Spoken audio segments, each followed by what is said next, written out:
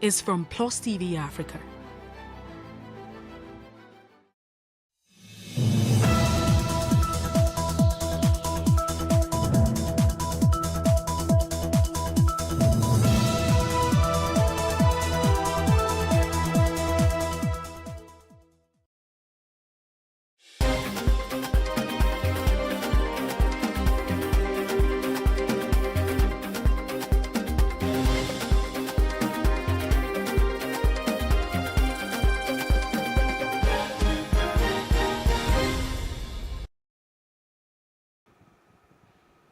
Good evening. I am Maureen Minno-Mwezigwe, and this is the news update. President Muhammadu Buhari has credited Nigeria's rising performance as Africa's fertilizer powerhouse to the implementation of the right policies by the present administration.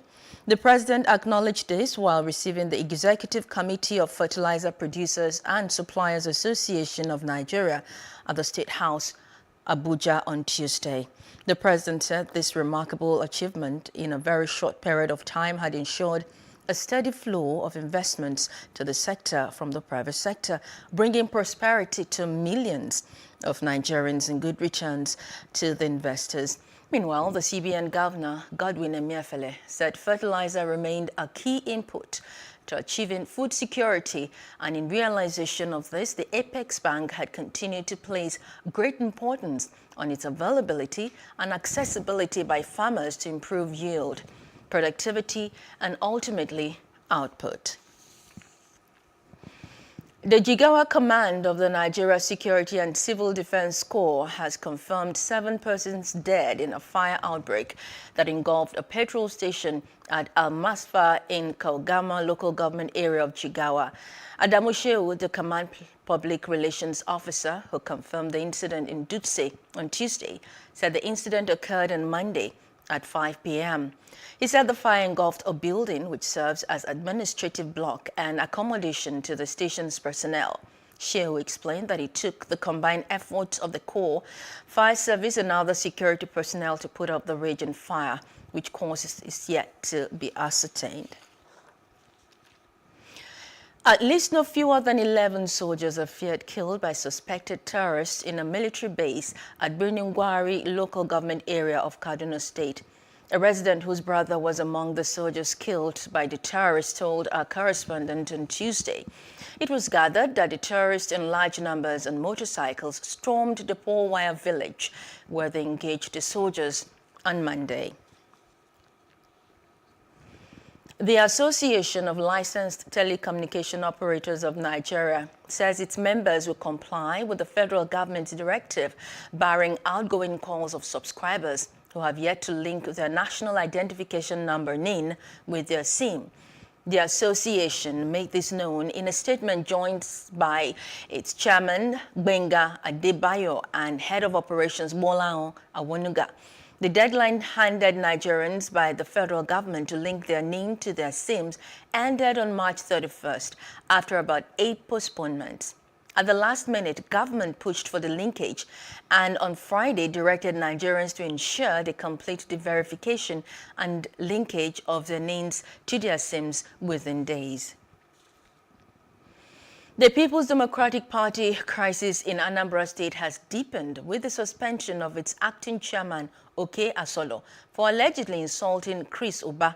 The acting chairman's suspension was contained in a statement in Awka on Tuesday, signed by Obinna Obialo and Obinna Obichinyere, chairman and secretary of the party in Ward 13, Onitsha North, respectively.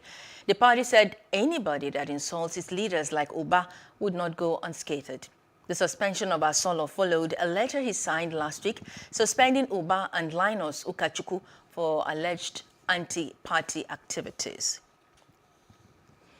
The Osun State government says it is partnering with Hesse Health Initiative, the HHI, in digitizing medical record and data collection in the state. Special Advisor on Public Health, Dr. Siji Olamiju, said the collaboration with one of the partners of HHI, Dr. Keith Hanna, would help collect, read, and analyze data from primary, secondary, and tertiary health institutions. It is an initiative that we actually strengthen our data capturing and data management system in the state, which is actually centering on the maternal and child death, antenatal care and maternal cases in the state. And it is a welcome idea.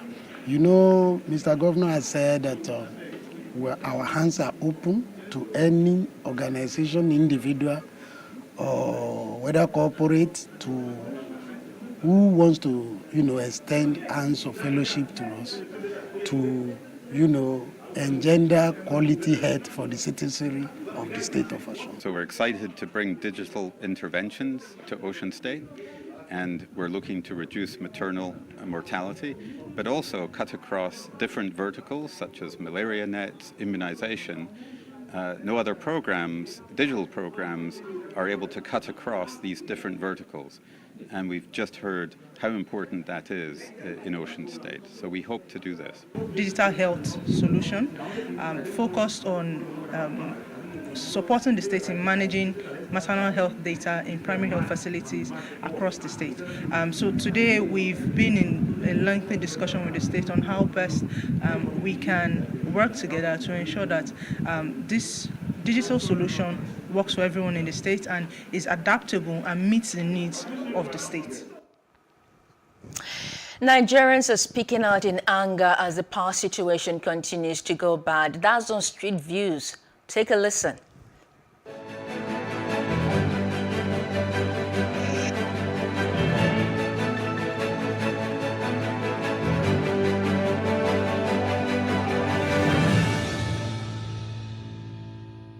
I burn generator from almost on daily basis. I mean, by the time I calculate the money I spend for fuel on daily basis, and I honestly tell myself the truth that this power issue is something else. It's really dealing with us Nigerians. This thing is affecting so many companies. My daughter has a company. I know how many fuel we run every day. People that cannot afford such, they end up packing up and going to other countries. Can I say in a month we'll have like 3 times? Is that power supply? So every day I burn fuel. Every day I buy fuel 2,000 in my house. It's very ridiculous. We are being cheated. There is no lights. I live at Ikoyi. They don't give us lights. Like 3 times a week, and it's about 2 to 3 hours, and it's gone. There is money in this country, but we don't know where the money is going to. No water, no lights, no good roads. What can we do? It's affecting me. It's affecting me. See me as I'm sweating. If I bath finish like this, I begin sweating. In the evening, sweating. Midnight, sweating. All my children, they are sick now. No lights, and they are still bring the bill. Where is the money? And now, the bill is high. What are we using? Fan, television. So it's finished. I'm fit. I'm not using the oven. I'm not using washing machine. And they are bringing crazy bill for what? And no light. We are suffering from this Nigeria. There is no light in my area. No single light. But we are paying for light, but we never see light. Sometimes once in 2 weeks. Sometimes you will not even see it.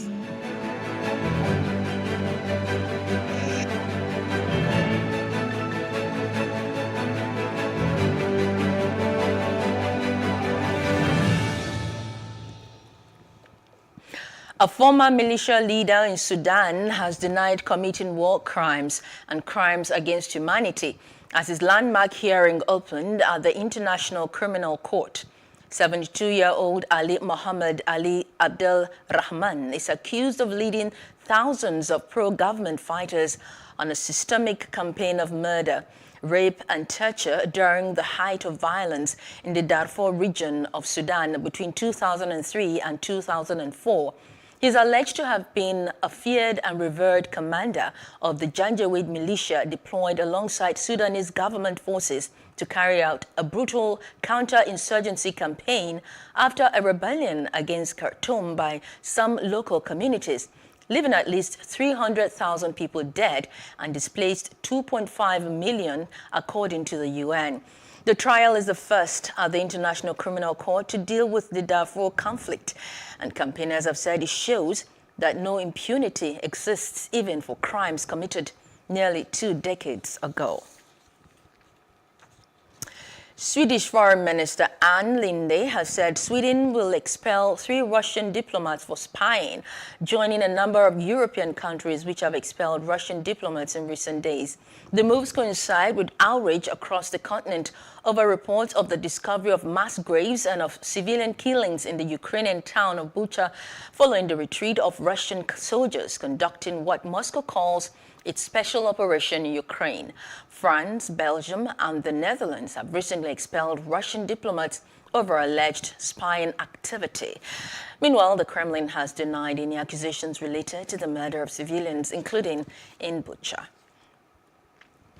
Twitter Incorporated said on Tuesday it will name top shareholder and Tesla boss Elon Musk to its board, a day after the billionaire disclosed a 9.2% stake in the social media company. Musk will serve as a Class II director, with the term expiring at Twitter's 2024 annual meeting of stakeholders. Twitter shares surged 6% in trading before the opening bell, after closing up over 27% on Monday. The Energy Minister of Power, Abubakar Aliyu, says the country's renewable energy and energy efficiency sector has continued to grow rapidly, thereby heightening the need for skilled workforce to support the sector. Aliyu spoke at Energize First Career Fair for the clean energy sector on Tuesday in Lagos. The fair was organized by the Renewable Energy and Energy Efficiency Associations Alliance in collaboration with the Nigerian Energy Support Program, European Union, and the German government. He said the growth of the renewable energy sector had heightened the need for a skilled workforce that would help support the strengthening of power and energy access initiatives of the government sectors, actors, and partners. Increased energy price in Europe, aggravated by the escalating Russia-Ukraine conflict, has exerted huge pressure on the industry power Germany and may deal a heavy blow to the country's economy if it continues to go up. This is according to data released by Germany's Federal Statistical Office at the end of March, which indicated that prices of gas and electricity jumped 256.5%. and 155.3% year-on-year. The German Council of Economic Experts on Wednesday slashed its economic growth forecast for Germany in 2022 from 4.6% to 1.8%. The Association of Energy Consumers is a non-profit, politically independent consumer interest organization with over 13,000 members, mostly energy consumers, that is, households and small businesses. A Sudanese artist and mosaic lover, Abu Bakr al-Sharif, has been teaching art students and amateurs the mosaic art form. In a country where mosaics are not very popular nor available, Sharif aspires to collaborate with both artists and companies to fill public spaces with mosaic portraits of important national figures. Creating mosaics for the past 17 years, Sharif says he has had to devise ways to use ceramics instead of the usual stone and glass, as it is not readily available and expensive. Mosaic art was introduced at the Faculty of Fine and Applied Arts in Sudan in 2005, according to the faculty's dean, Abdulrahman Abdullah. And in sports, Ime Udoka stated that he has seen nothing like this, with so many places still to play for ahead of the NBA playoffs. The Celtics head coach has guided his team to second in the Eastern Conference, confirming a playoff place, but is still uncertain where they will finish with 3 games to go. The 44-year-old remembers missing out on the playoffs on the final day with the San Antonio Spurs during his playing career.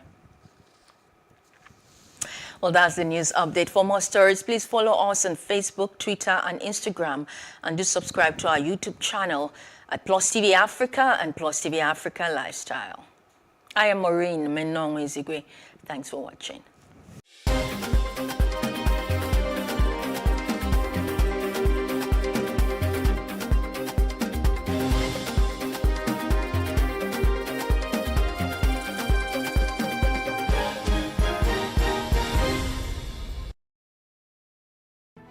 There is no voting on social media. To vote, you would require a permanent voter's card. To get your PVC, visit cvr.inecnigeria.org. Create your account with a valid email address and start the registration process. An activation link will be sent to you. Click on the link and activate your account. Fill out the form, pick and submit a convenient date and time for your biometrics. Print the application slip, which should have your QR code. On the appointed date, go to the nearest INEC office for your biometric capturing. Thereafter, you will get a registration slip to pick your permanent voter's card when ready. Get your PVC today. This message is from PlusTvAfrica. So what are the top decisions that the United States considers necessary that Nigeria must take? I like to think of my interactions as conversations, not interviews. And that's why I say asking questions is both an art and a science. Everyone says in Islam you are allowed to have 4 wives. Is it mandatory?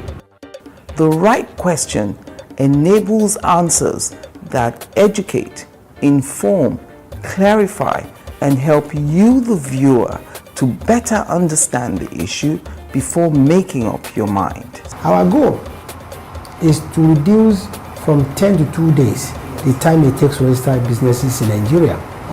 Join me every week on this station, PlusTvAfrica, and gain exclusive access to my conversations. I'm Angela Ajetumobi. Businesses in Africa can be very challenging. In Nigeria, it is particularly intimidating, and successful builders have learned how to navigate a hostile environment to unlock opportunities. But one major challenge businesses face is how to filter through the noise and identify where their ideal customers exist. Get insight and practical steps from industry players and captains of industries. Hear success stories to help you make informed decisions as you scale your business in Nigeria. Watch Business Insights at this time on PlusTvAfrica.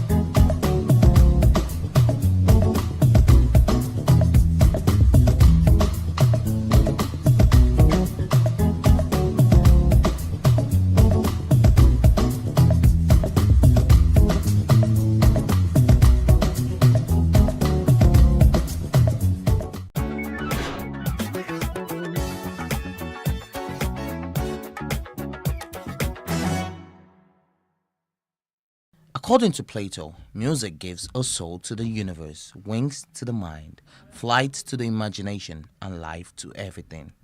This is no surprise as the music industry is one of the most booming industries in Nigeria, as the motion pictures and music recording accounted for 730 billion naira of Nigeria's GDP in 2020.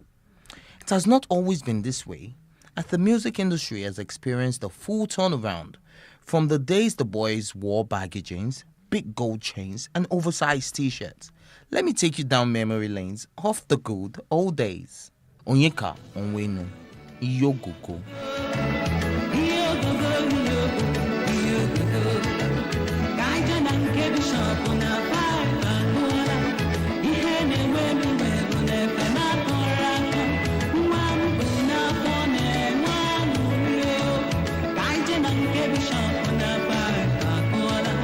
Tony Tetsuila, My Car.